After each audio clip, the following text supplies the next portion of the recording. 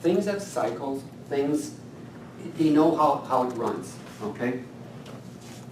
And there's also another wave, it's called, I have a hard time pronouncing this, Kondratiev wave. Basically, the world economy or the world goes through cycles. There's, there was the steam engine, the rail engine, and there was the petrochemical, the automobile, and then you remember all here, the year 2000, the information technology, everything, and then there was, and basically every sections here is like spring, summer, fall, and winter. And as you can see here, we're going towards a winter. A winter, not only in financial, but we're going to a winter also for getting rid of a lot of the old technology, a lot of the old things. We're going to, at some point, we're going to have cars that parks by himself and all that. That's going to come in that's going to come in the wave. In many new technologies, robots and this and that, it's going to come into the next wave. But before we get to the better part, we're going to have to go down. As you can see here, this one here, it was quite down here. And then it seems like the winters, when they go through cleaning some of the things in the world, it seems to be a little lower. And this one here was a little higher, and it might go a little lower, and then it's going to come back up, right? That's just one way of looking at it. And now it comes back to our neck of the woods, our real estate. This is the Greater Vancouver. In January, they were up to $1.8 million, for every single detached home. As you can see, attached or condos were not that much out of whack compared to the other ones, how much they were out of whack. Okay? Now it's today. Do you think there could be a little bit of a problem here? Dropped by $400,000 since January, average price in Vancouver. And don't blame it all on the 15% tax, because it was already starting to come down. And then when the tax hit,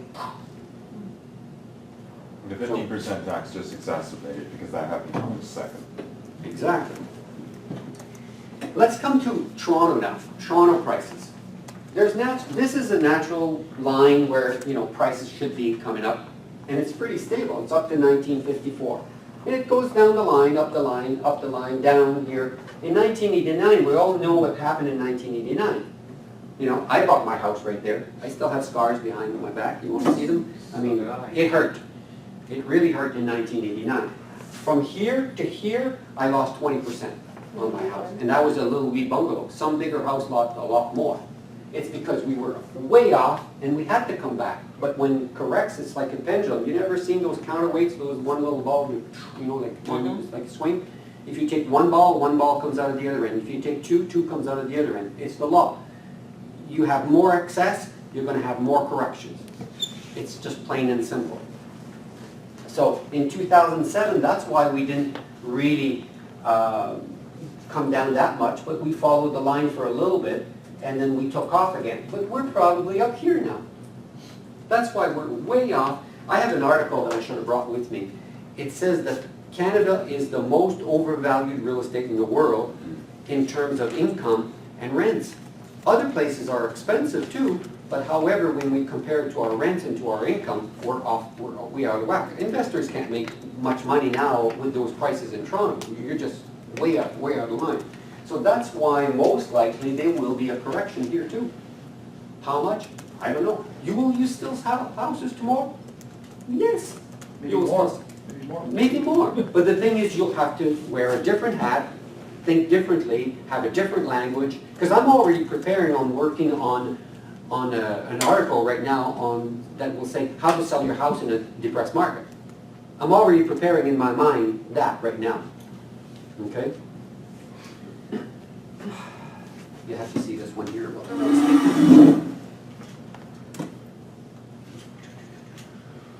Because when you think about this here, you'll think, well, oh, well, in Canada, we're pretty solid. We're not as like the U.S. or whatever.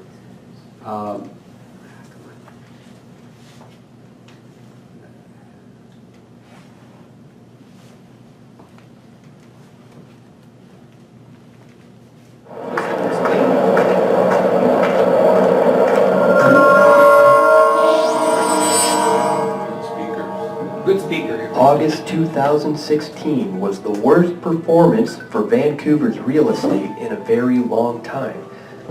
Since 2008-2009, when the Fed pumped the world with cheap credit in the wake of recession that was caused by pumping the world full of cheap credit, Vancouver real estate prices, as well as the rest of Canadian real estate, has been climbing and climbing to the point that now Vancouver locals can't even afford a home.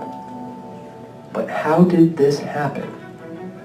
While nearly everyone in Vancouver wants to blame Chinese and foreign buyers, the fact is, foreign buyers only make up 5 to 10% of the market. So where's the cause and effect? How do 10% of foreign buyers drive up the price of Vancouver's real estate? Why is it happening all over the country, from Toronto to small towns and places like Nova Scotia? Clearly, just as the American media blamed their housing bubble on the free market, Canadians, especially British Columbians, are blaming foreign buyers. But despite what the media says, Canadians have no one to blame but themselves. We didn't escape the depression that started in 2008. We were merely further behind on our debts and bubbles than the United States. And while the corporate state media praised our strong banking sector and suggested that the Americans follow suit, the reality is a highly centralized banking sector is precisely the problem with these nationwide bubbles. Yep. It used to be that when a bank loaned out more than they had on in deposits, the resulting collapse of the pyramided money would cause a run on the banks. And sure, people would lose out, but so would the banker, and it was never nationwide. Eventually, banks came together and lobbied governments for a central bank. This allowed them to inflate together. Coupled with the detachment of gold from money, the result was a banking sector immune from consumer sovereignty and immune from bankruptcy. And so for Canadians, it all comes back to the Bank of Canada. By manually lowering interest rates through open market operations, they've left the private charter banks more leveraged and less capitalized than the American banks were in the run-up to the 2008-2009 recession. Not to mention, there was, contrary to popular belief, a Canadian bank bailout. In 2008, the government bought $70 billion worth of bad mortgages from the private banks and opened an emergency fund of $200 billion that the bank could just dip into. The Canadian government made it easy and inevitable for the big five banks to pass all of their risks on to the taxpayers.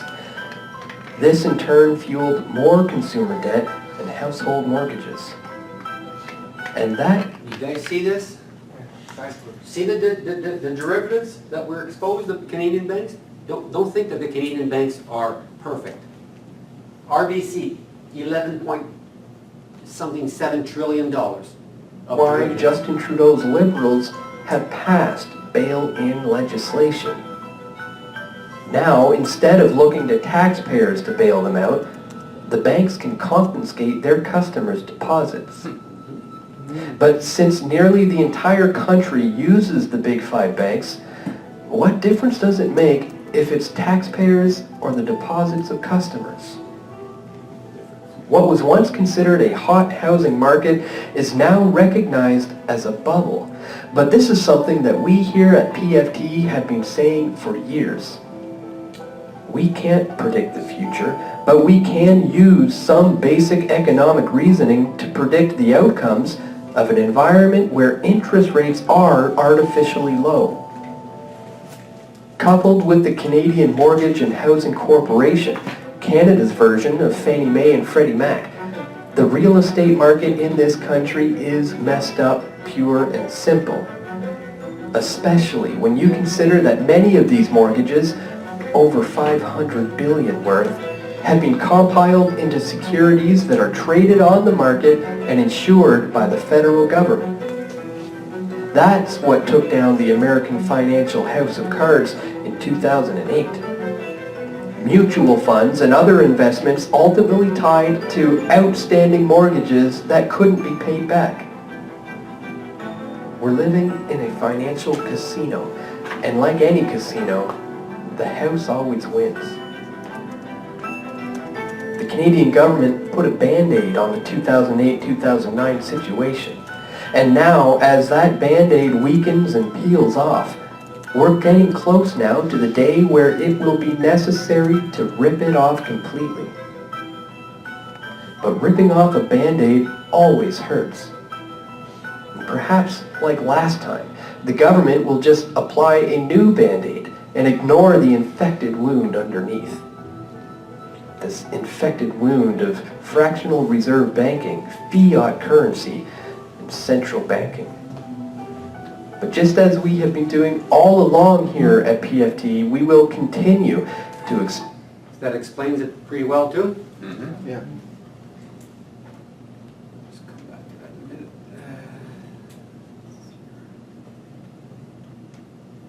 So basically, Janet Yellen is saying, where's my recovery? There is no recovery. There's been only morphine applied, more morphine applied to the system.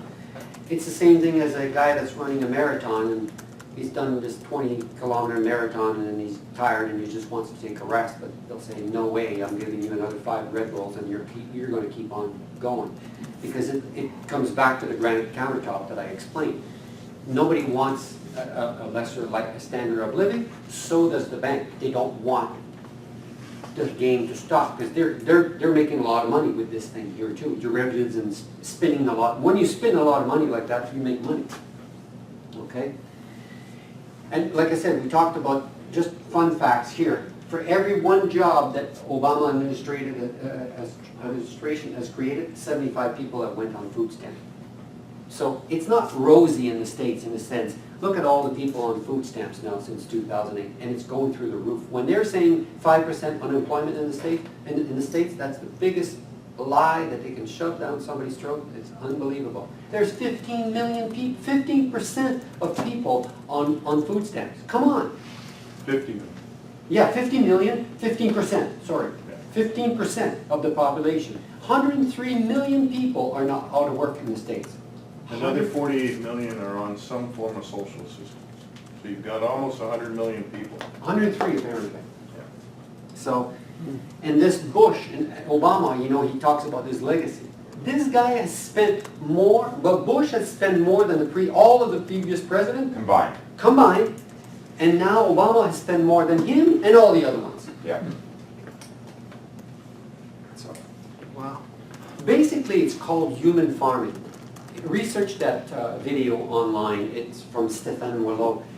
Basically, I won't get into the thing here, but you know, you look at way behind there was the Roman Empire, and we all know why it fell down, because they kept on trying to conquer every country. And that time, they weren't bombing countries, but they were salting their land, they were doing this, they were doing that, and they were running out of money. So what they were doing is they were taking their gold, diluting it with other products, copper, whatever, and then they were putting it back on the market to the point where their gold coin was 90% other metals. Same thing as what the US is doing right now. And we went through Hitler trying to put in an empire, we tried a British empire. Every empire has its day. And right now, the US empire is basically, it's dying. And human farming, basically, all the debt that we could get out of this farm here, it's probably going to be shipped right to Asia, where they're going to start another farm here. And then, you know, put these people here in debt and sell them more cell phone and sell them more TV and sell them more cars and whatever, you know. So we'll discuss the 3 major things you can do right now to put some insurance on your side. Basically, you all have insurance. You have health insurance, life insurance, travel insurance, business insurance, house insurance, car insurance. And you pay this for 30, 40 years and never even bat an eye that this money goes somewhere and you never even have to use it whatsoever. So why don't we put some insurance towards your financial world and towards yourself? It makes sense, right? Yeah. So the number one thing you can do right now is to have cash on hand. Because like I explained, there's only 1.4 trillion in circulation, and we have 11.3 trillion dollars supposedly in our bank account.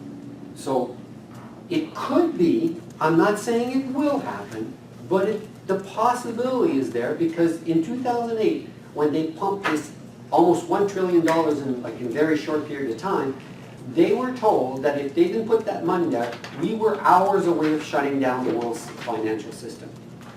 Hours away from shutting down the financial system.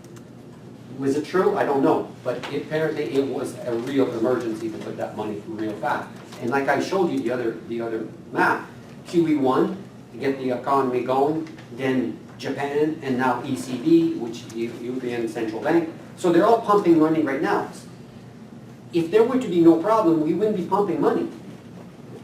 Okay? So get some cash on hand. And cash on hand means having some cash that you can just go in your house or somewhere and just go and reach out and get it.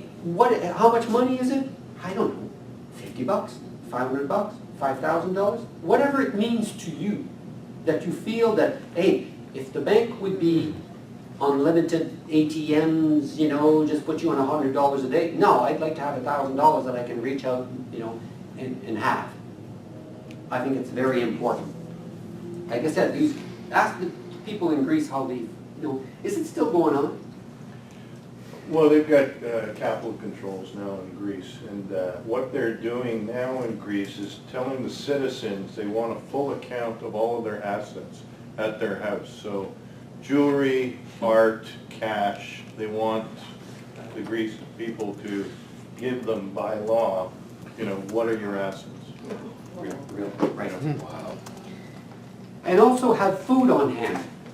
And food on hand, you might not need a big cupboard like this here, but ask these people in Venezuela right now.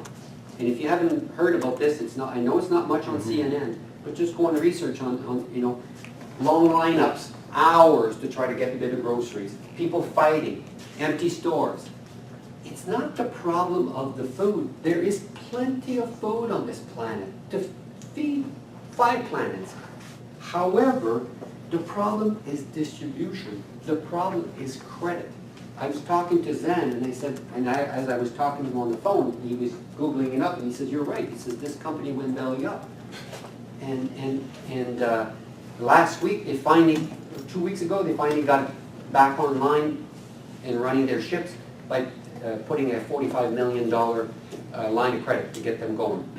And last night, I was with a client of mine from a long time, and we got on this thing about the economy, and then we're going, and I said, and I'm explaining to him basically because all the slides were in my head, so I was just going through and all that, and I told him about this company.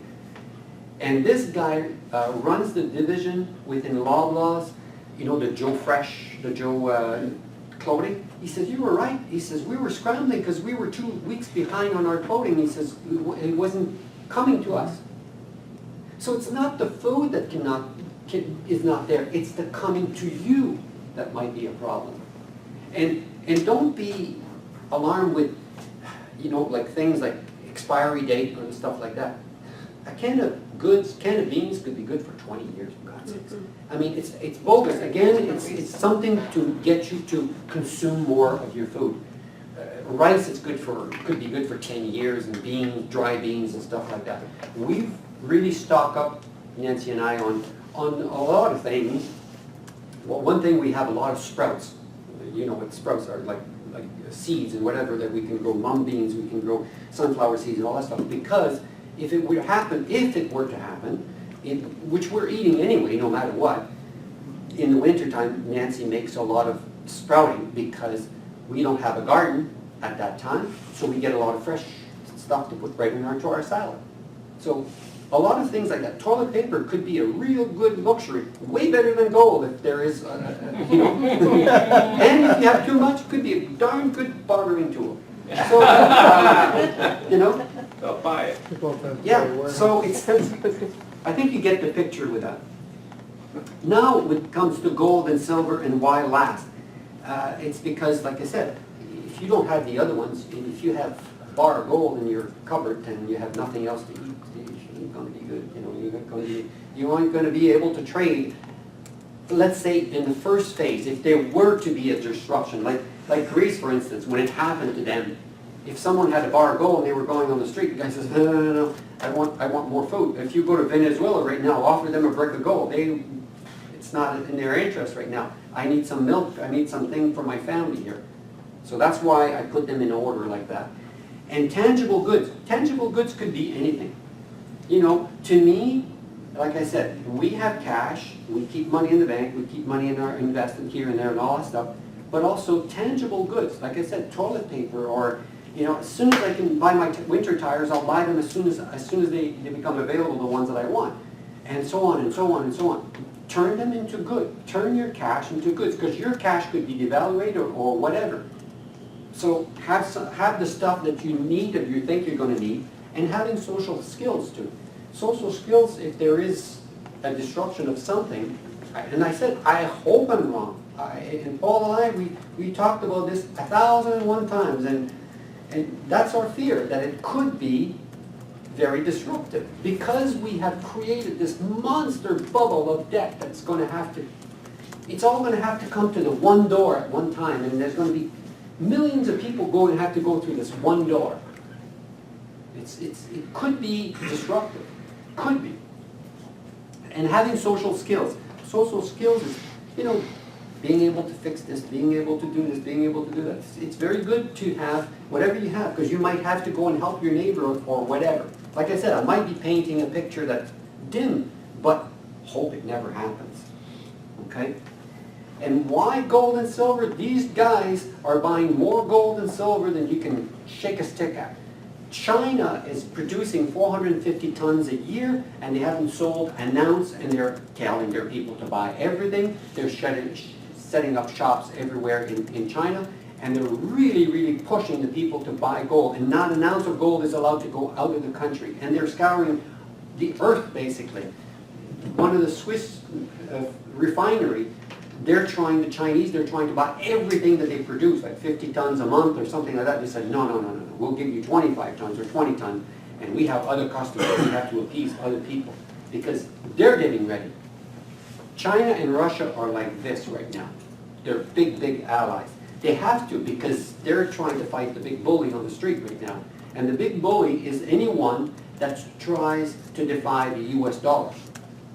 Saddam Hussein got his ass kicked because he was selling his oil for euros. Gaddafi was trying to start a dollar. A dinar based on gold. That's right. So any of those conflicts and any of the BS, the Muppet show that they're telling you on CNN has nothing to do with the story they're telling you. It's because of the dollar. If the dollar loses its status of the reserve fund currency, the whole fucking thing crashes. Everything is dependent on the US dollar backing up everything. And our dollar is being backed by this. Everything is backed right now. And what backs the US dollar? Anyone has an answer for that? It's a gun to your head. That's what it is. You obey. The states do not want partners. They want followers. And right now, China and Russia is not playing with the right game, and they're enemies. Why did the Chinese buy out all these islands in the South China Sea? There is $5 trillion worth of goods that is trading there, right there, and they don't want that disrupted by the states. And the states is saying, well, no, it's not.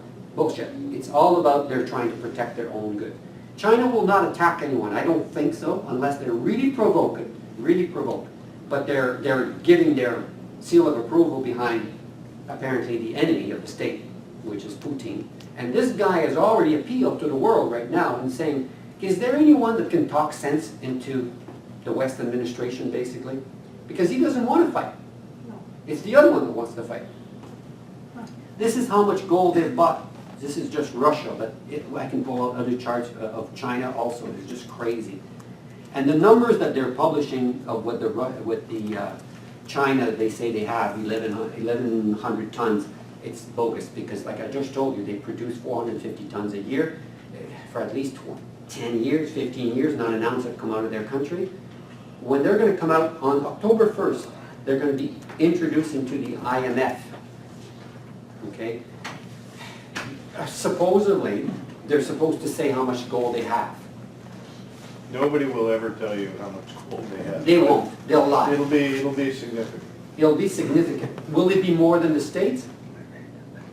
I'm surprised Russia only has 1,200 tons. That's what you're saying. That's what they're saying. You know, they have more than that. Russia has a lot of, Russia is also a large gold producer. yeah, And the Kremlin, who knows what they have. exactly. Buried down deep in the ground. And basically, if you look at the depth here, and gold has always followed the depth right now, without the shadow of a doubt. See, it's always followed. And look at where gold is right now, about $1,300, and the debt is up to $20 trillion. Do you think it's possibly a sure bet if you were to buy gold here, that it's going to catch up? Possibly, possibly. In 1929-30, gold was at $20. The government asked for all of the gold back, you know, like they were trying to confiscate all the gold from its citizens And so, and silver. And as soon as they brought it back, within a very short period of time, they brought it back up to $35. So wasn't that stealing from their own citizens, basically? And there's twice in They didn't ask, they actually demanded. it was, yeah. Well, a lot of people didn't bring it in. They just Right, but they did demand. kept it. And today they won't do it. I don't think so, because the difference today is people have guns. Well, and a lot of people they don't own less than 1% of the people. In China, go back, 4 or 5 years ago, it was illegal to own gold. The Chinese government turned around and said, okay, China, buy gold. 1.2 billion people, largest middle class in the world right now. Now they're sitting back in China today, where 4 or 5 years ago, nobody could get gold. There's over 100,000 gold shops in China right now. Whoa. They are preparing themselves. And you here in North America, they're trying, if you watch CNN and CN Money and all that stuff, no, don't touch gold, don't touch gold. It hasn't gone up, and they're trying to paint a picture for you not to have it. The Rothschilds are a very, very wealthy family. They're Yep. the bankers to the Queen of England, and they are the largest holders of gold, personal holders of gold in the world. Yeah. And there's a reason, uber wealthy people buy precious metals. Then they buy art, real estate, fancy cars, etc. But they don't want you to get it. They don't want you on it. They want you, they want your Buy Canada savings bonds, because that's how they fund their government, right? That's how. Twice in history that gold has touched a Dow. In the 1930s, $35 for gold, 35 points on the Dow. In 1980, 850 points on the Dow, $850 for gold. There will be a point where the Dow and the gold will meet again. Most likely this time, like Mike Maloney says, it will overshoot. Gold will be higher than the Dow. The Dow will come down. There's no two ways about it. Gold, we say that it could go up because they might just pump more morphine into it and just make it go up. But at some point in time, it won't last. But anyway, here's other times in history. Interestingly, there's been gold, precious metal basically run. And if you look at it here in the 1976 to 1980, if we were to hit the same thing here again, gold would have to be $8,500 an ounce right now. Yeah, $8,500 an ounce. And then if you take other runs, 4,000 and 4,000, and right now we're right here. And every people that we follow, they're just saying the same thing. It's just like poised to just go explode right now for another. It has to catch up with the debt. It has to catch up with the debt.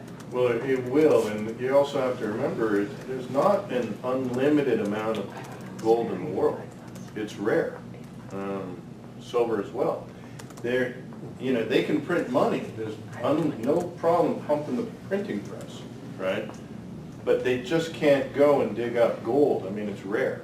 It's very, in South Africa, these gold mines are 3 kilometers deep into the ground, looking for an ounce of gold. if you would have had $10,000 or $1,000, whatever, in 2000 in your hands, it would be worth 25% less today. So if you had $10,000, what you could buy with it today would only be about $5,000. If you would have held gold, it'd be up 350%.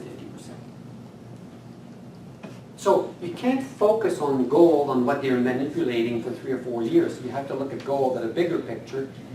And it is artificially kept down. Do not buy any gold that's not physical. Do not buy gold's ETF. Do not buy SLV and GLD, because basically that's just a certificate, a claim on that 1 ounce of gold that exists. You know, because if you go and talk to a bank right now, they do not want to sell you gold and silver. It's too cumbersome, whatever. They want to sell you an ETF. They want to sell you a certificate. When I started really seriously looking into that, I was shocked that it was 100 to 1. 100 certificate for every ounce of gold. Now, the other day I checked, it was 562. So gold has gone up. It's been kept down by the paper money. You get it? So when the musical chair stops, I'm coming to that in here in a minute. You see, gold is down here, and even silver is like right the little wee silver here, a little sliver at the bottom. It's gold it's got to come back up. It's sitting on all of this, basically this debt, and then we've got all this derivatives and everything at top. It's freaking huge. That's referred to Exeter's pyramid of risk. That's the pyramid. John Exeter was a Federal Reserve economist back when Nixon closed the gold window. Gold has never gone to zero. You know, and you could take an ounce of gold, fly around the world, and everybody will recognize it. Everybody will give you money in their own currency, or they'll give you something in their world. But go out with the Canadian dollar, they'll say, what is this Canadian Tire money? But if you come in with an ounce of gold, they'll all understand it. Everyone will understand it. It's not owned by anyone. It's counterparty risk. Yeah. You want to eliminate counterparty risk. So when will this happen? No one. No one knows. How severe will it be? Nobody knows. Paul and I, we exchange articles every day, 3 to 4 of them, and videos and all that stuff. For the last 4 or 5 years, if I haven't spent a college degree or university degree, I have spent so much time. I'm so passionate about it because it affects my money, but also I'm so interested in finding out how the world works. Like, it's almost like I'm looking into this printing machine or whatever and say, oh my God, that's how it runs.